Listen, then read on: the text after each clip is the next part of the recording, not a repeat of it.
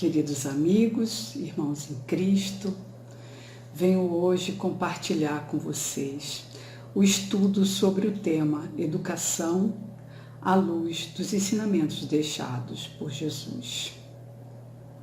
Que a paz do Divino Mestre nos envolva a todos e que os mentores desta casa e o meu querido mentor possam me auxiliar, estejam ao meu lado. É com muito respeito que eu pronuncio a palavra educação. Então vamos começar pela definição, de educação. Educação é o processo contínuo de desenvolvimento das faculdades físicas, intelectuais e morais do ser humano, a fim de melhor se integrar na sociedade ou no seu próprio grupo. Para Dora Encontre, no livro Educação segundo o Espiritismo, educar é influenciar um ser humano para que este possa melhorar o seu progresso espiritual. Então aí a gente já vê a importância dessa tarefa, a importância da missão educativa. Então, o objetivo da educação é atingir, é vivificar e é fortificar o que há de verdadeiramente humano e espiritual. E, além disso, moral em alguém. Na lição 30 do livro Fonte Viva, denominada Educa, Emmanuel comenta a passagem da primeira carta de Paulo aos Coríntios, capítulo 3, versículo 16. Diz ele: não sabeis vós que sois o templo de Deus e que o Espírito de Deus habita em vós? Emmanuel nos esclarece que Deus está em nós, quanto estamos em Deus. Mas para que a luz divina se destaque da treva humana, é necessário que os processos educativos da vida nos trabalhem no empedrado caminho dos milênios. E nos recomenda: educa e transformarás a irracionalidade em inteligência, a inteligência em humanidade e a humanidade em angelitude. Educa e edificarás o paraíso na terra. Se sabemos que o Senhor habita em nós, aperfeiçoemos a nossa vida a fim de manifestá-lo. Então, quando nós possuímos assim a perspectiva da dimensão da espiritualidade, daquilo que nós realmente somos, não é? E da presença de Deus em nós, nós passamos a enxergar um propósito para nós nesta existência e em todas as outras, porque nós vimos que o nosso grande propósito é fazer emergir a divindade em nós, que está em nós, fazer brilhar a nossa luz. Então, esse é um processo de desenvolvimento nosso e de todos os que estão à nossa volta, não só para nós. Então, para a execução dessa finalidade educacional, tanto na pedagogia infantil como na educação dos povos, da humanidade, o melhor instrumento é o amor. As imposições externas, elas nos limitam, elas nos contêm. Elas contêm nossos instintos, elas servem para que nós possamos nos relacionar, conviver com os outros. São as regras que são estabelecidas para conter os nossos impulsos. Isso não é educação. Isso não é educação. A educação é o despertamento da nossa realidade divina, daquilo que há em nós de melhor. E é o desejo de buscar por nós mesmos, essa qualidade em nós. Então, o melhor instrumento é o amor, porque as imposições externas, elas só reprimem, mas elas não educam. No campo da liberdade e do amor é que o ser espiritual floresce e se faz. Então, para isso a gente precisa lembrar do fim último, né? Do fim último da educação para Jesus, que foi enunciado no Sermão do Monte. Sede perfeitos, como perfeito é o vosso Pai Celestial. Isso está em Mateus, no capítulo 5, versículo 48.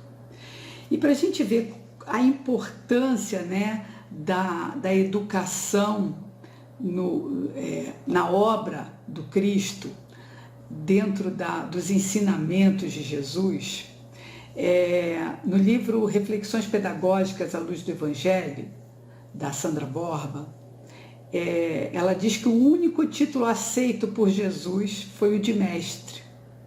E é mesmo. E ele diz lá em João, no capítulo 13, versículo 13, vós me chamais o mestre e o Senhor, e dizeis bem, pois eu o sou. Então Jesus, ele se via como mestre, ele era o mestre, não é? Ele ensinou o tempo todo. A Sandra Borba, no livro dela, ela coloca, no Evangelho, conforme dados extraídos do Evangelho, Jesus ensinando aparece 45 vezes. Jesus pregando e ensinando aparece 11 vezes. E o uso do termo discípulo para os que o seguiam de perto aparece 243 vezes. Então, a gente já vê a importância da educação dentro do contexto moral do Evangelho, que é aquela parte do Evangelho que Kardec destacou para colocar no Evangelho segundo o Espiritismo, que é a parte dos ensinamentos de Jesus. Jesus ensinava o tempo todo, Jesus ensinava no templo, Jesus ensinava nas ruas, Jesus ensinava nas beiras dos rios, Jesus ensinava onde ele estivesse, né? Então Jesus, como diz Herculano Pires, como um grande gênio, né, da pedagogia, ele emprega em alto grau a arte de interrogar, de expor, de excitar o interesse dos discípulos, porque Jesus, ele não só ensinava, como ele tinha uma metodologia toda especial, uma metodologia pedagógica, não é, para fazer com que as pessoas não só compreendessem, como assimilassem aquilo que ele estava ensinando. E não eram só as pessoas daquele tempo, também as pessoas daquele tempo, mas não só, porque Jesus sempre falou para o espírito imortal. Então ele é digno, severo, paciente, segundo as circunstâncias dos interlocutores. Ele educava, ele ensinava conforme aquelas pessoas que o estavam ouvindo. Não cai jamais em precipitações que possam fazer malograr o aprendizado. Semeia, espera que as sementes germinem e frutifiquem. Ele dizia, tenho ainda muito a vos dizer, mas vós não o podeis suportar agora. Seus ensinos, eles são claros e intuitivos. Cria figuras literárias e busca exemplos da vida cotidiana para esclarecer seu pensamento. Aperfeiçoou a forma da parábola e revestiu-a de incomparável esplendor. Está aí a obra do Cristo, né? O educador é aquele que ama e se interessa profundamente pelo educando. O Cristo veio à Terra para nos educar, para nos ensinar. E a principal característica do Evangelho é justamente essa ação transformadora. Porque o Evangelho, ele não é apenas para a gente conhecer, para a gente saber o que se passou, nem para a gente saber o quanto Cristo nos ensinou e nos deixou um legado importante para a nossa evolução. Mas ele também é um instrumento, além de ser essa rota, né? Esse roteiro para as nossas vidas, para a perfeição a que devemos chegar, que é o fim último, né? da nossa existência, que é nós chegarmos ao limite máximo da nossa perfectibilidade, né? É essa ação transformadora quando nós passamos a vivenciar o Evangelho. E ao vivenciar o Evangelho, nós também começamos a pregar o Evangelho através dos nossos exemplos. Então nós também somos educadores, né? nessa vida, nessa nossa caminhada evolutiva, né? Rumo ao progresso. Então, o principal caráter do Evangelho, então, é essa ação transformadora, não é? E ela é voltada para que nós cheguemos a ser um homem de bem, aquele que pratica a lei de justiça, amor e caridade na maior pureza, né? A educação, ela foi a tônica da mensagem do Cristo. E este também é o papel da doutrina espírita na revivescência do Evangelho. Educar os espíritos imortais que nós somos é a finalidade da doutrina espírita. E não foi à toa, então, que Jesus escolheu um educador para codificar a doutrina espírita. Então, quando esteve na Terra, Jesus anunciou o Consolador prometido, né, que viria mais tarde relembrar o que ele nos havia dito e nos ensinar muitas outras coisas no dizer do próprio Jesus. Isso está lá no capítulo 6 do Evangelho segundo o Espiritismo. Kardec disse que o Espiritismo era a terceira revelação na linha judaico-cristã e cumpria a promessa do Consolador, a promessa de Jesus a respeito da vinda do Consolador. Então, cabia, portanto, a Kardec, historicamente, né, fazer uma revisão do cristianismo nos moldes em que ele se encontrava à época de Kardec, né? E ele fez isso certamente sob a supervisão do próprio Cristo, né? Que, segundo muitos de nós espíritas aceitamos, é o Espírito da Verdade. E o Espírito da Verdade disse: venho como outrora entre os filhos desgarrados de Israel, trazer a verdade e dissipar as trevas. Todas as verdades se encontram no cristianismo. Os erros que nele se enraizaram são de origem humana. Então, Kardec, ele não deve ser visto apenas como codificador, mas ele é um intelectual que foi preparado e que ele deu uma enorme contribuição, né, para o pensamento humano, operando uma verdadeira revolução no conhecimento naquela época e também para os dias de hoje, né? Então, vamos falar um pouquinho sobre Kardec, né, que é tão importante dentro dessa ideia de educação.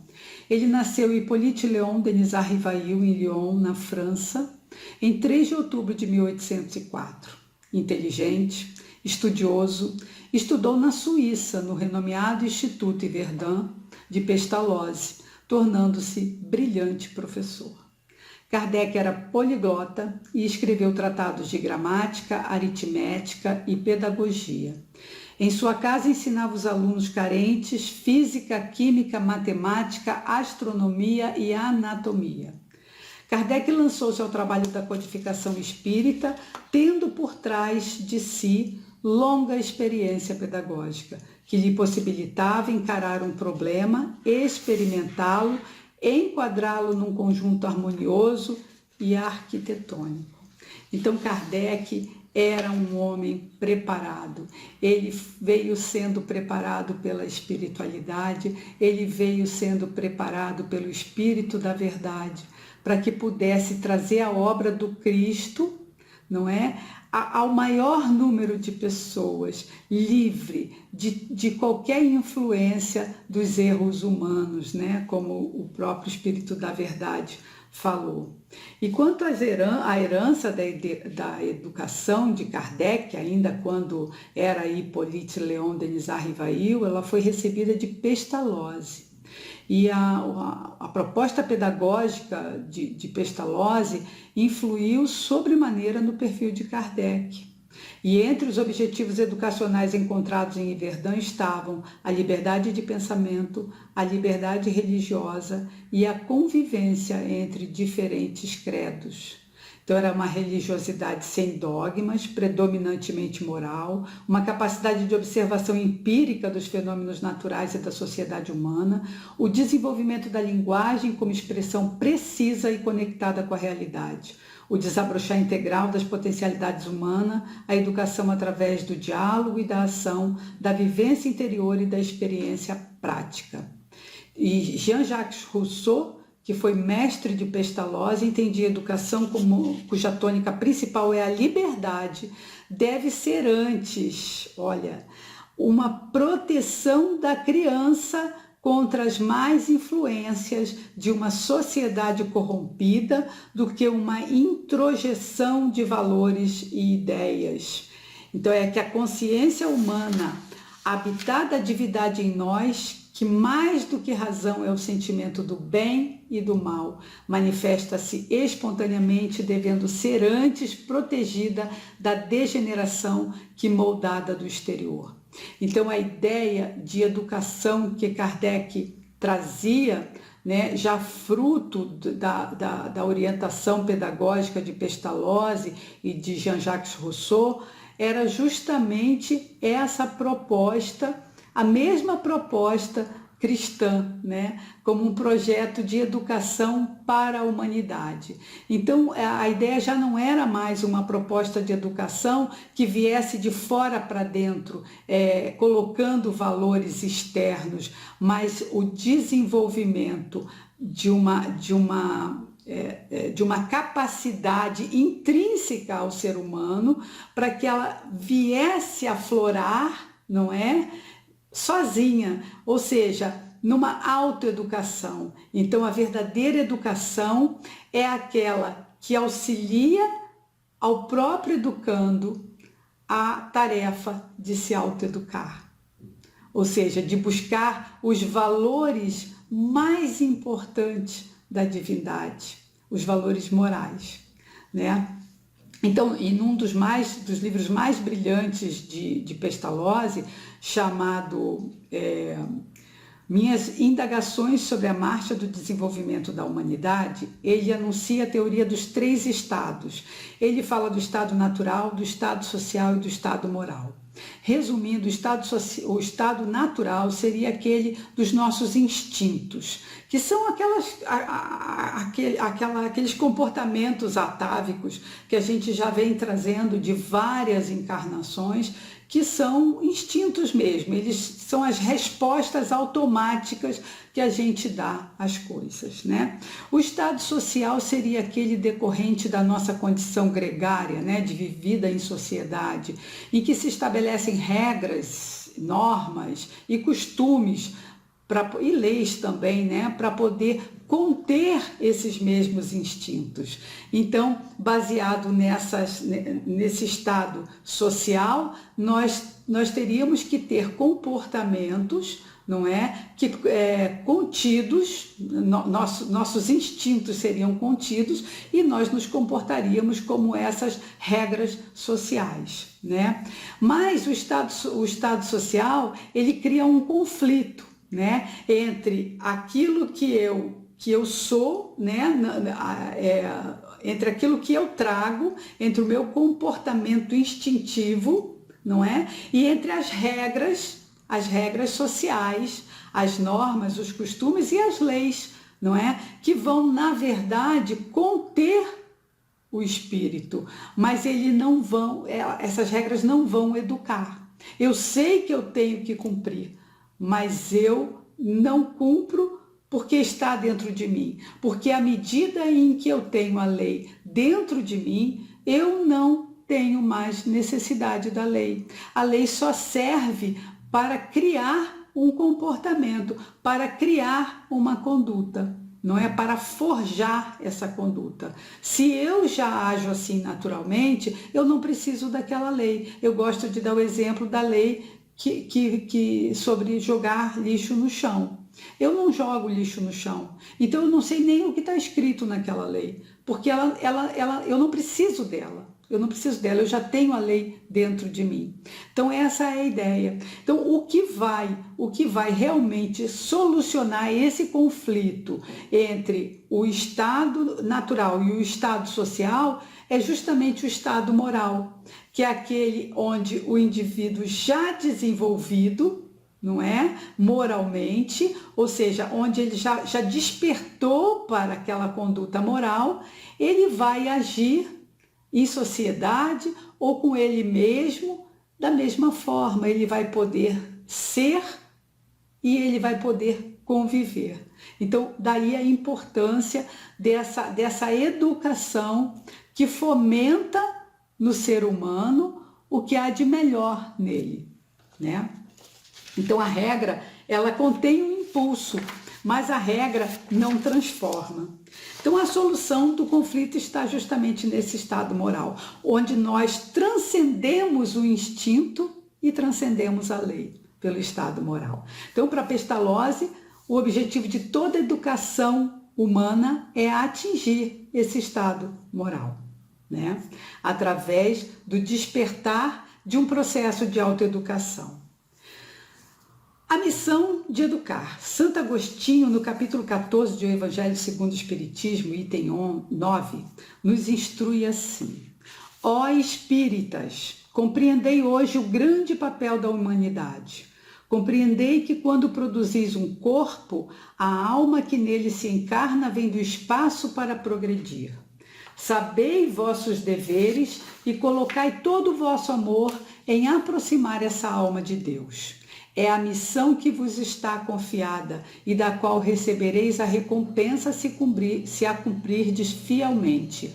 Vossos cuidados, a educação que lhe derdes, ajudarão o seu aperfeiçoamento e o seu bem-estar no futuro. Alberto Almeida, no livro Pais e Filhos, Fortalecendo Vínculos, ele traz uma questão atualíssima no capítulo intitulado É Melhor Educar. Ele diz que as famílias estão sempre focadas no sucesso dos filhos, na aprendizagem, visando a escola, a universidade e a futura profissão. Não medem esforços em garantir aos seus filhos os melhores livros, os melhores estabelecimentos de ensino, aulas de reforço escolar com professores especializados. Tudo isso é importante, ele diz, como formação de uma parte do ser que se adequadamente estabelecida, constituirá no máximo o cidadão. Mas somente o lar pode edificar o homem. Isso está no Consolador, questão 110. Forjar o homem de bem é obra especialmente do lar, por meio da educação moral, pela convivência, na qual se estabelecem princípios e valores. Portanto, cabe à educação moral a ingente tarefa de modelar um novo ser espiritual que traz na condição de espírito reencarnado as negatividades esperando transformações, as positividades inatas, as potencialidades aguardando serem despertadas e os limites a serem superados, devendo o educador ser o guia, o modelo, de modo a exemplificar a ética que preconiza mediante o esforço de quem aplica a si mesmo as lições teorizadas para seus filhos e educandos.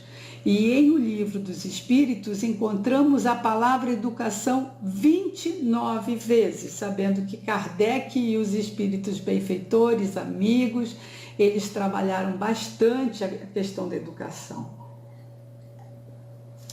Diz a questão 917 de O Livro dos Espíritos: a educação, se for bem compreendida, será a chave do progresso moral, quando se conhecer a arte de manejar os caráteres como se conhece a manejar as inteligências. poder-se-á endireitá-los da mesma maneira que se endireitam as plantas novas. Na questão 629 de O Livro dos Espíritos, respondendo à pergunta de Kardec sobre o que seria moral, os espíritos amigos são claros: é a regra do bem proceder. É a presença da lei natural na consciência de cada um, que pode ser resumida na frase de Jesus: não façais ao outro o que não queiras que os outros vos façam. Ainda na questão 685 de O Livro dos Espíritos, Allan Kardec define educação como sendo o conjunto de hábitos adquiridos. Ele faz uma importante distinção entre educação intelectual e educação moral. E dentro da educação moral, ele ainda distingue a educação moral pelos livros e a educação moral como a arte de formar caráter, a educação que incute hábitos. E ele diz: há um elemento que se não costuma fazer pesar na balança e sem o qual a ciência econômica não passa de simples teoria. Esse elemento é a educação. Não a educação intelectual, mas a educação moral. Não nos referimos, porém, à educação moral pelos livros, e sim a que consiste na arte de formar os caráteres, a que incute hábitos, porquanto a educação é o conjunto dos hábitos adquiridos. Somos espíritos necessitados de criar novos hábitos e de vivermos com novos propósitos existenciais, como espíritos imortais, estando na construção de nós mesmos. Não há nenhum conflito entre a educação moral e a educação intelectual, porque elas são habilidades distintas e complementares que contribuem para a formação plena do ser humano, equilibrado e conectado com a lei divina e com os seus semelhantes. A formação de um ser humano que guarda conexão entre aquilo que ele prega e aquilo que ele vive, porque é muito importante que nós cuidemos, não é? Porque nossos pensamentos, a nossa fala e a nossa ação tem que estar em completa sintonia. Não é? Nós temos que ser constantes entre aquilo que a gente fala e o que a gente faz.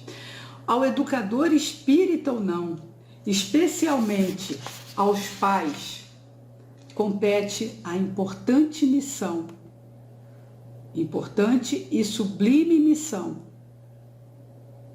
para a humanidade de educar os jovens e as crianças, orientando-os na formação dos caráteres à luz dos ensinamentos deixados por Jesus, através da educação moral, incutindo-lhes amorosamente os hábitos impregnados de valores éticos, permitindo o crescimento equilibrado das duas asas do progresso, a moral e a intelectual, a fim de auxiliar o espírito educando a cumprir o seu projeto reencarnatório na caminhada evolutiva rumo à perfeição do espírito imortal. O educando. A educação plena proporciona ao ser humano o desenvolvimento de 4 habilidades: a capacidade de aprender e conhecer, a capacidade de aprender a fazer, aprender a conhecer e aprender a fazer. São as 2 habilidades da educação intelectual. E a capacidade de aprender a conviver, mais a capacidade de aprender a ser, que são as 2 habilidades da educação moral. Enquanto a educação intelectual fornece ao indivíduo conhecimentos e habilidades técnicas para operar na matéria, aprender a conhecer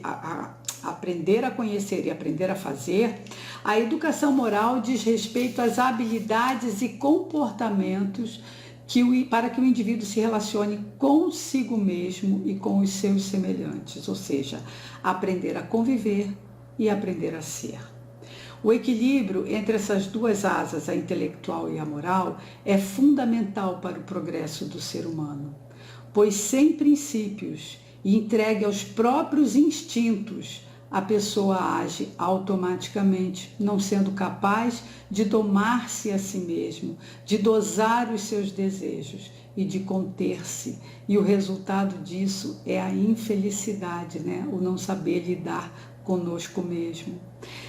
E aí a gente vai lá na questão 943 do Livro dos Espíritos, quando Kardec pergunta a causa do desgosto pela vida, que sem motivos plausíveis se apodera de certos indivíduos. Os espíritos benfeitores responderam que é o efeito da ociosidade, da falta de fé e também da saciedade. A educação moral, ela nos ensina a lidarmos com o nosso mundo íntimo. Isso é muito importante. E isso se faz com a prática, né? Criando hábitos. Porque muitas vezes nós, buscando nos melhorar, quantas vezes nós erramos no mesmo ponto, não é verdade? Por quê? Porque precisamos insistir, praticar, praticar e praticar. E isso, na educação, se faz pela autoeducação. É a gente que tem que querer aderir a esse processo. É a gente que tem que querer se melhorar. A gente precisa ter uma motivação para fazer isso. E então, a educação moral, ela nos serve para isso. No dizer da benfeitora Joana de Ângeles, no livro Amor, Imbatível Amor, ela diz assim: a busca de um sentido existencial por parte do ser humano constitui-lhe uma força inata, impulsionadora para o seu progresso. Ao identificá-lo, torna-se-lhe o objetivo básico a ser conquistado, empenhando todos os recursos para a consecução da meta. Sem meta não se vive. Obedece-se aos automatismos fisiológicos e em perigoso crepúsculo psicológico a um passo do suicídio. E no livro SOS Família, em capítulo dedicado à educação, Joana de Ângeles nos ensina que a instrução é setor da educação na qual os valores do intelecto encontram necessário cultivo. A educação, porém, abrange área muito grande, na quase totalidade da vida. No período de formação do homem é pedra fundamental. Por isso que ao Instituto da Família comete a indeclinável tarefa, porquanto pela educação e não pela instrução apenas, dar-se-á a transformação do indivíduo e, consequentemente, da humanidade. É consertando as pessoas que a gente conserta o mundo, né? Então nós precisamos nos consertar e precisamos desenvolver naquelas pessoas que estão próximas a nós, principalmente as crianças, os adolescentes e os jovens, o desejo de buscar o melhor de si, que isso é possível, né? Então, nesse ponto, educar, segundo Sócrates, Rousseau, Pestalozzi, não é introjetar uma moral social que entra em conflito com os impulsos profundos do ser humano, mas, sobretudo, fazer brotar uma consciência mais profunda, aquela que deseja algo mais alto e mais sublime. Já numa visão espiritualista, essa contradição ela é vencida pela real transcendência, né? Pelo encontro com o ego superior. A educação ela não se limita a dar limites, ela deve transcender esses limites, né? Que são criadores de conflitos e repressões, para acordar uma alma com a moralidade intrínseca a que possui como herdeira da divindade. Então, a educação moral nada mais é que o desenvolvimento da vontade humana pelos sentimentos mais elevados do amor, do reconhecimento e da confiança. E não podemos esquecer dois princípios básicos. A criança é um ser reencarnado. Então ela tem uma individualidade, ela precisa ser respeitada, ela deve ser trabalhada, né? A individualidade dela deve ser respeitada e trabalhada como tal. Ou seja, eu não posso estipular um critério, um parâmetro universal para a educação. Eu tenho que conhecer aquela individualidade, eu tenho que amar aquela individualidade e junto com ela buscar essa elevação dessa consciência divina que existe em nós. E o outro princípio que a gente não pode esquecer é de que o homem é perfectível, né? Nós fomos criados simples e ignorantes e estamos numa caminhada evolutiva rumo à perfeição, aquela perfeição a que nós podemos chegar, cujo modelo é Jesus. Não é? Então nós podemos sim trabalhar em nós a perfectibilidade, a autoeducação, essa evolução, esse progresso, ele não acontece apenas dentro de nós, ele acontece também no meio onde a gente vive, né? Porque há uma influência recíproca do ser humano no meio e do meio no ser humano. Então, quando nós nos melhoramos, nós melhoramos o meio em que nós vivemos. E se nós construímos um meio ambiente saudável, não é, com amor e com o desejo do progresso de todos, nós influenciamos também em cada indivíduo que participa desse grupo, não é? Então nós precisamos ter em mente essas ideias, não é? Então resulta que todo o processo de educação é, na verdade, um processo de autoeducação. E qualquer transformação real e duradoura da humanidade deve partir da educação, não é? E essa educação, ela deve vir de uma atividade amorosa, de uma afinidade, de uma atividade afetiva, né? Que tenha como objetivo mesmo o desenvolvimento do ser humano. Então, segundo a filosofia espírita, a existência humana é um projeto educacional para a eternidade, pois a nossa meta é a perfeição. O cerne da filosofia espírita é uma proposta de educação do espírito imortal. Então, assim, todo espírita deve se empenhar em sua autoeducação, procurando desenvolver todas as suas potencialidades. Nós temos muitas potencialidades a serem desenvolvidas e não estamos educados porque nos tornamos adultos. Nós continuamos no nosso processo de autoeducação durante todas as nossas existências, porque a cada vez que a gente reencarna, a gente evolui um pouco mais, a gente avança um pouco mais dentro desse projeto reencarnatório.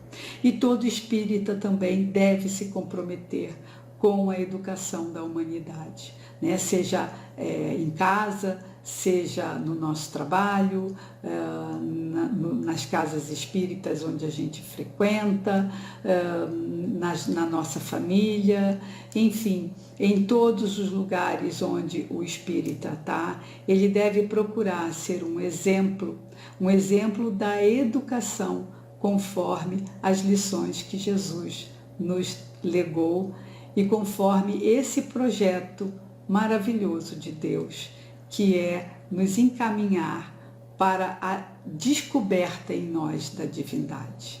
Muito obrigada pela atenção, tudo de bom para todos vocês e muito respeito a essa palavra educação, que possamos lutar por uma educação para todos nós. Muito obrigada.